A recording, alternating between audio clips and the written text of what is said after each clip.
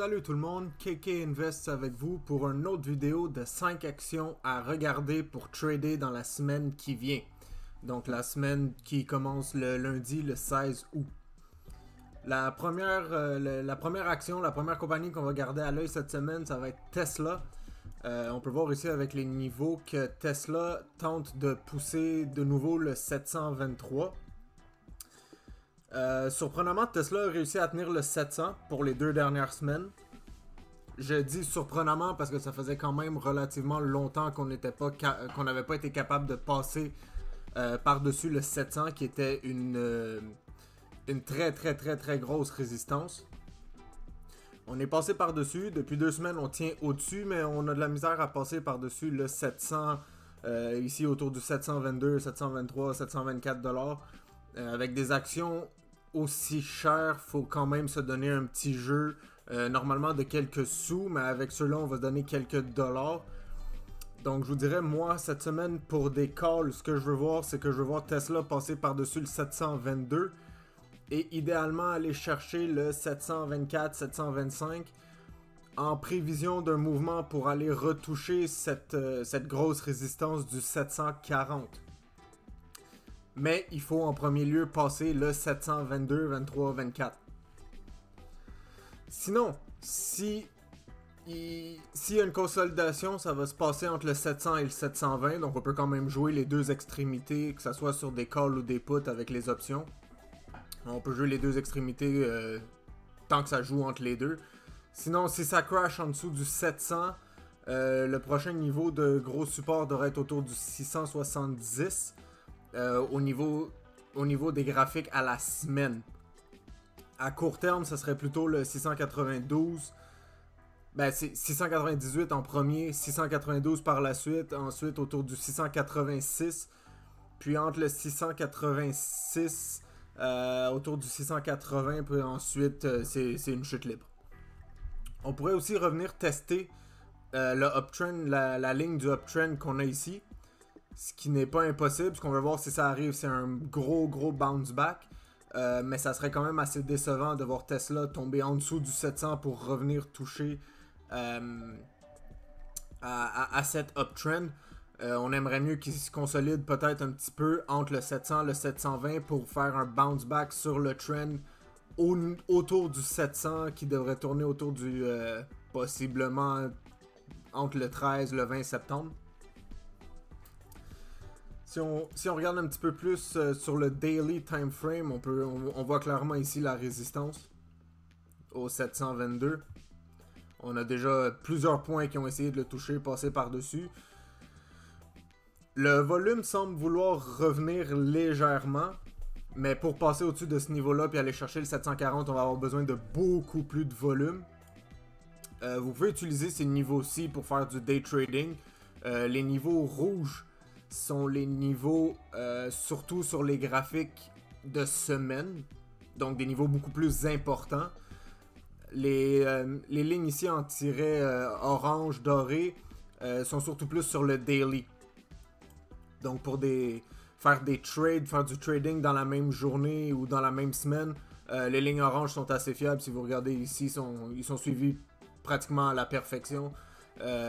Quand même des mouvements assez intéressants pour un stock comme Tesla. Un mouvement de 7, 8, 9, 10 $ jusqu'au niveau d'en dessous peut vous donner facilement un 100% sur des options. La deuxième compagnie, les deuxièmes actions, AMD. On peut pas se passer d'AMD les dernières semaines. Si vous avez pris mon signal il y a 2 semaines, 2 ou 3 semaines, je vous promets que vous avez fait beaucoup d'argent. AMD qui est finalement passé au-dessus du 95, qui est allé chercher le 120, 122 même. Évidemment, il fallait s'attendre à un petit pullback. Un stock ne peut pas juste monter tout le temps, contrairement à ce qu'on aimerait. Donc il y a eu un petit pullback, mais rien de trop alarmant. La chandelle ici, est-ce que c'est beau? Non, pas du tout. Par contre, on semble vouloir tenir le niveau du 104. Ce qui est quand même intéressant parce qu'on a un gros trou ici entre le 104 et le 98. Si jamais ça crash en dessous du 104, regardez des puts pour un mouvement facile de 3, 4, 5$ parce que techniquement il n'y a aucun niveau ici. La chandelle qui est passée à travers est passée directement au-dessus du 110 en une semaine. Puis on est resté au-dessus du 100$ depuis 2 semaines et on est resté au-dessus. Si on y va à la journée, on voit ici il n'y a eu absolument aucune chandelle rouge. Ça a été une montée fulgurante. Est-ce qu'on peut penser peut-être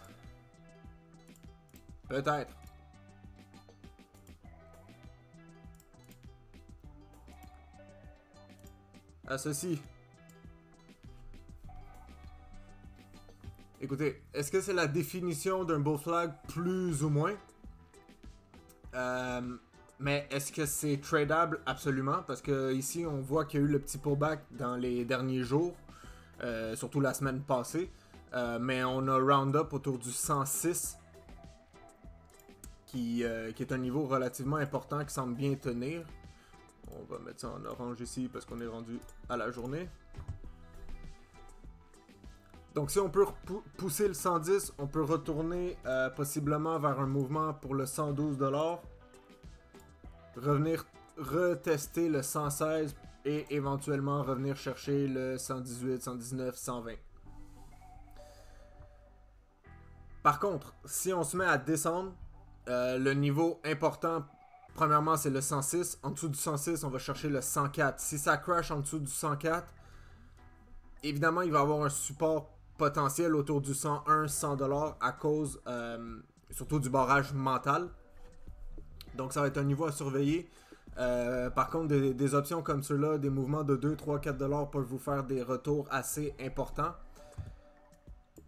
Donc je vous laisse regarder les niveaux ici. Prenez-les en note, prenez un screenshot, faites ce que vous voulez. C'est gratuit, je vous le donne. Ça, c'est mes niveaux que je trade.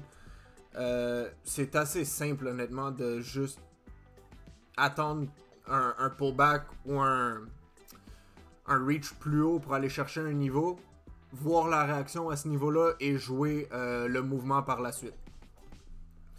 Donc si vous aviez remarqué que depuis les 3 derniers jours, on bounçait sur le 106, même si on est venu toucher le 104, on n'a pas fermé en dessous.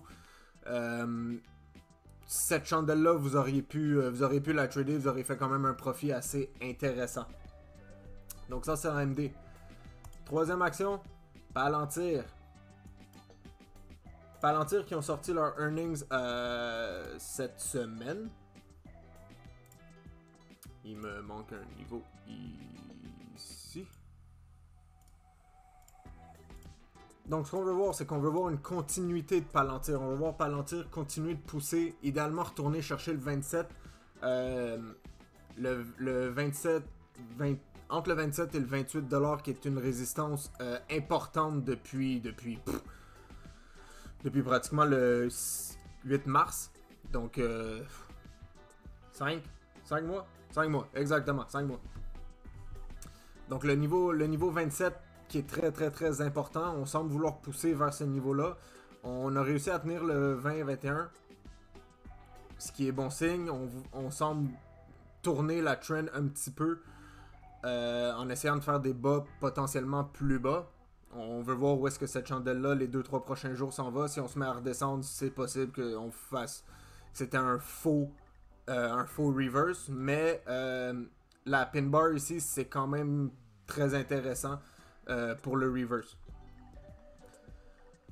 Donc si Palantir peut pousser par-dessus le 27, on va aller chercher le pas loin du 30. Il y a des niveaux ici autour du 28-29, mais je pense que si le volume peut être assez bon, assez intéressant, on dirait que le volume veut pick up un petit peu. Je sais que c'était les earnings, il y a toujours beaucoup plus de volume les journées de earnings ou le lendemain ou la veille. Les journées entourant les earnings, souvent il y a plus de volume. Mais si on peut garder le volume relativement haut, on pourrait penser voir une poussée vers le 27, 28, 29, 30. Qui sont quand même des niveaux intéressants considérant le fait qu'on est autour du 25$ en ce moment. Donc avec des options très peu en termes d'argent investi. Peu d'argent investi pour un retour potentiellement très intéressant si on peut faire un mouvement de 2, 3, 4$ dans une journée. On va venir plus proche à la journée. ici, on peut voir qu'il y a eu un petit gap up. On est revenu fermer le gap. Vous voyez, quand on dit que souvent les gaps finissent par être filled, c'est de ça qu'on parle. Ça veut pas dire nécessairement que l'action va se mettre à tomber pour revenir dans cette zone-ci. Si on a une chandelle comme celle-là, que le wick est descendu jusqu'à l'autre niveau, pratiquement à la ligne près, pour venir chercher tous les ordres qui étaient placés dans ce niveau-ci pour se faire remonter par la suite. À la journée, on voit que Palantir, même si cette chandelle-là, un petit peu comme, si je me trompe pas, c'était AMD. Ouais, AMD à la semaine. Cette chandelle-là, sur Palantir, c'est pas la plus belle. Par contre, on semble vouloir tenir le 24 et 50, ce qui est un niveau intéressant pour, par la suite, venir pousser le 27. En premier, il va falloir qu'on prenne le 25 et 80, 26$ pour ensuite faire le 27. C'est des mouvements qui sont pas nécessairement gros en termes d'argent pour l'action, comme un mouvement de 50 sous, 1$, ou en termes de pourcentage. Par contre, avec les options, ce même mouvement de 1$ peut vous donner 30, 40, 50% de profit si vous avez choisi le bon mouvement. Donc, très intéressant.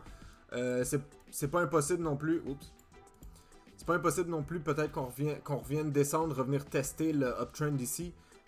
Tout va dépendre des conditions du marché, bien évidemment. Donc ça sera ça pour Palantir. Mais ici, oui, une dernière petite chose que je viens tout juste de remarquer. Les Bollinger Bands, ici, qui sont venus se contracter massivement et qui s'ouvrent. Normalement, les Bollinger Bands, lorsqu'elles se contractent, plus elles sont contractées, plus le mouvement est violent. Regardez ici, mouvement violent. C'est peut-être pas le meilleur stock pour vous le montrer parce qu'il est tombé sur le marché il n'y a pas très longtemps. Donc on va vous en trouver un autre. Même chose ici. Regardez ici. Les Bollinger Bands qui se contractent. Mouvement violent. Se contractent. Mouvement violent. C'est... Est-ce que c'est parfait comme indicateur? Non, pas du tout. Il n'y en a absolument aucun qui est parfait. Aucun qui va vous donner 100% de réussite. Le marché n'est pas de faire 100% de réussite parce que pratiquement personne ou presque n'est capable. C'est juste une question de probabilité. Donc les Bollinger Bands peuvent vous donner un indicateur qui a une plus forte probabilité qu'il y ait un mouvement, un gros mouvement qui s'en vienne lorsqu'elles sont contractées. La partie intéressante, c'est de savoir est-ce que le mouvement est vers le haut ou vers le bas. Parce que c'est pas... Là, on a vu les trois exemples qui sont vers le haut. Mais c'est pas toujours assuré que ça soit vers le haut. Ça peut aussi être un mouvement violent vers le bas, tout dépendamment du graphique et des conditions du marché en général. La quatrième option qu'on va venir voir ici, l'action, ça va être Nvidia. Nvidia qui bouge un petit peu en plateau. On semble vouloir faire une consolidation en ce moment entre le 178 et le 204. Le 204 qui est les all-time highs. Très très très fort niveau de résistance. Par contre, lorsqu'on est venu toucher le 178, on a eu un gros bounce back. Ici, on est à la semaine. On a eu un gros bounce back, on revient tester le 204 et on semble vouloir tenir au-dessus du 192. Ce qui est intéressant, Nvidia ont leurs earnings demain, donc lundi le 16. Si les earnings sont bons, si les chiffres peuvent ressembler en termes de mouvement pour l'action à AMD, Nvidia peut être un stock très très très intéressant à trader cette semaine. Avec un petit peu de volume, avec des bons earnings, on peut passer par-dessus le 205 et potentiellement revenir chercher le 207, 208, 210. Sinon, si on n'est pas capable de passer ce niveau-là, ben regardez à la descente pour un bounce back autour du 193. Vous pouvez jouer un put jusqu'à la descente à ce niveau-là. Si on passe à travers ce niveau-là, on s'en va fort probablement chercher le 190. Donc des mouvements de 2, 3, 4$, mais en option font des pourcentages très très très intéressants. À la journée, c'est encore plus clair. On semble avoir eu un petit un style de reverse ici. On est venu bounce back sur le 178 et depuis c'est des hauts de plus en plus hauts, des bas de plus en plus hauts aussi. Donc, on regarde pour une belle continuité en ce moment vers AMD, considérant le fait que c'est en train de former un beau triangle ascendant. Donc, logiquement, si on suit les règles de l'art, votre mouvement du upside peut venir chercher ce niveau-ci. Écoutez, ce que je viens de faire, je vais faire une vidéo un petit peu plus explicative pour expliquer pourquoi est-ce que je viens de faire ça. Mais dans un triangle comme celui-ci, si on veut la base du triangle, on peut venir la chercher et venir l'amener plus haut pour avoir une idée de la zone de profit qu'on peut potentiellement rechercher si on brise ce niveau-ci.